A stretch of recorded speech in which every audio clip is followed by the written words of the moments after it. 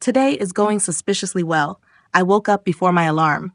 Not in a noble, disciplined way, just naturally, like some kind of well-adjusted person. The water glass on my nightstand is still half full from last night. There's a dust particle drifting through a strip of light, doing its thing. The room smells like nothing in particular. And the traffic outside sounds muted, almost polite. Nothing is wrong. I lie there for a second, doing the morning audit my brain runs without permission. Checking for the email I forgot to reply to, or the friend I owe a text, or that small dread that usually announces itself before I'm fully conscious. There's nothing. My inbox is calm, my calendar is reasonable, my body doesn't hurt anywhere. My mood is weirdly just steady. And obviously this is supposed to be nice. This is the kind of morning people light candles and write affirmations to manifest. A morning that doesn't slap you across the face on arrival. A morning where life appears to have briefly forgotten about you in a good way. So why does a morning like this sometimes feel a little weird? I get up, I go to the kitchen, I make a hot chocolate, the milk hisses, I pour, and then I just stand there. And that's the moment I notice it. I'm just standing there, holding a warm mug, and my hand wants something to do. My eyes want a screen. My brain wants a problem to attach to. The whole apparatus wants to be deployed. But there's nothing to deploy against. It's just hot chocolate. Just morning. Just me in a kitchen, holding a mug like a person in a stock photo who has clearly never had a real thought in their life. I think a lot of us are much more used to being needed by problems than we realize. When something is wrong, you know what to do. You answer the message, you fix the thing, you handle the meeting. There's a clear shape to your day, and even when it's exhausting, it's at least legible. You always know what your role is. A calm day has no shape. The day just sits there, weirdly available. And your nervous system, which has been doing reps on chaos for years, looks around like it's been laid off.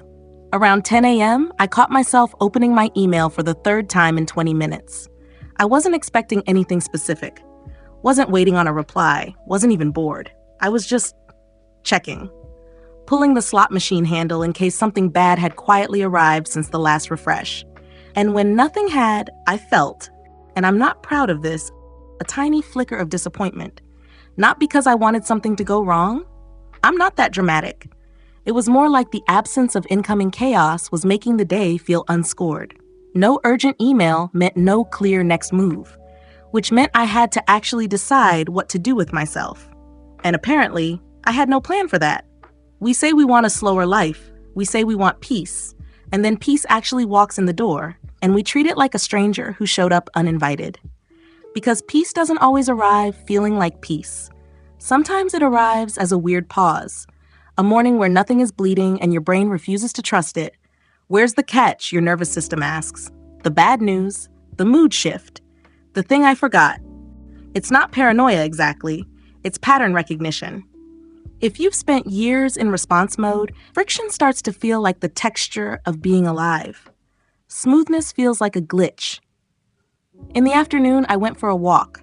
Nowhere in particular. I wasn't on a call, didn't have headphones in, wasn't even listening to a podcast, which for me is basically unheard of. I made it about a block before I felt the urge to pull out my phone. Not for anything in particular, just to give my hand a job, just to dilute the rawness of being a person on a sidewalk with nothing to do. I didn't pull it out. I made it through. And in that small, embarrassing moment of resistance, I noticed how much of my baseline is built around staying occupied. A dog walked past me wearing what I can only describe as a tiny jacket. I noticed it. I had time to notice it. And then I had to keep walking because there's no procedure for what to do with the fact that you have time. A lot of us think we want a life with less friction. And to be fair, we do. But if you've quietly built your sense of self around being the person who handles things, then a smooth day can do something disorienting to your identity. Because if nothing is on fire and nobody is demanding anything from you in this exact moment, then who exactly is doing the existing here? It's just that my hands are free. My schedule is open. No one is upset with me. And I do not fully know what to do with the silence. So the mind starts scanning.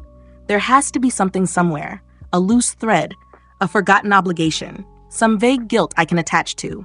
because that low background hum of almost stress weirdly feels like proof that I'm taking life seriously. Stillness, by contrast, feels suspicious. Not peaceful, just suspicious. By evening, I was on the couch, and I caught myself doing the thing where you look at your phone and then put it down and then immediately pick it up again, because the 30 seconds of not checking felt vaguely intolerable. The TV wasn't on. There was no fire to put out. The day, by every measurable standard, had been a small, quiet success. And there I was, twitching towards something to fix. I don't think this means we secretly need chaos. I think it just means the nervous system gets attached to its patterns, even the ones that wear it out. And sometimes a good pattern feels wrong at first, simply because it's unfamiliar. A day where nothing went wrong can feel almost too open. Like life let go of your shoulders for a minute, and now you have to figure out whether you actually know how to stand on your own. You spend years trying to build a life with less drama, less constant input, and then, when fragments of that life actually arrive, your first instinct is to suspect them. You don't celebrate it. You kind of just audit it for damage. Maybe the work isn't to fix it overnight. Maybe the work is just to notice it. The moment your hand reaches for the phone, the moment your brain reaches for a problem, and to not always follow it. To let a calm day stay calm a little longer than feels natural. I'm writing this from the couch. The lamp is on. There's a half-eaten clementine on the coffee table. My phone is across the room, which felt ostentatious when I put it there, but now mostly just feels normal. The day didn't blow up. Nothing dramatic happened. I'm trying to just let this one be what it was. A day with no narrative. A day I didn't manage to ruin by going looking for something to manage. And I'm noticing that even now, even writing this, some part of me is still bracing, scanning for the catch, half expecting the day to reveal its hidden cost in the last 5 minutes before I fall asleep. It probably won't, but the bracing is the thing. The bracing is what I'm trying to learn to put down. Not all at once, just a little. Just enough so that the next time a quiet day shows up, I don't immediately treat it like a stranger.